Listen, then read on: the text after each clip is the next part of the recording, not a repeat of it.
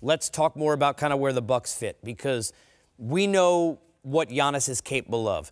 If you're sitting there, let me start, Coach, with you. You're coaching a team playing the Bucks.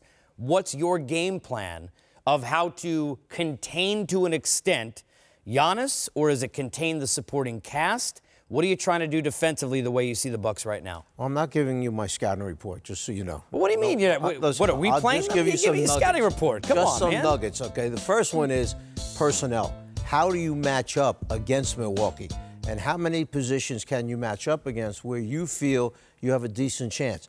There are certain guys in the league you can't play one-on-one, you can't contain. So are you willing to give up an open shot to go double him to get the ball out of his hands? Or are you going to play the other people tough, let this guy see what he can get against your defender or your defenders, because he's probably going to wear one out and you're going to need the second one because of fouls.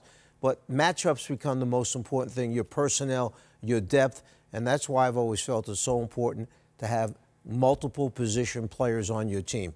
You have to have a guy that can play two, and he can also play threes. A guy who can play threes but can also play fours, and then that 4-5 combination. That's so important in putting the roster together. And then it's all the stuff that you've built up on personnel over the year. Force left, force right, force him to become a jump shooter, get him off the three-point line. All those things then add into what you're doing in your scouting report against that person. But it all starts with, you can write whatever you want, but if you don't have a guy that can do it, it's not happening. And I look at it, if the Milwaukee Bucks, it comes down to playoff basketball.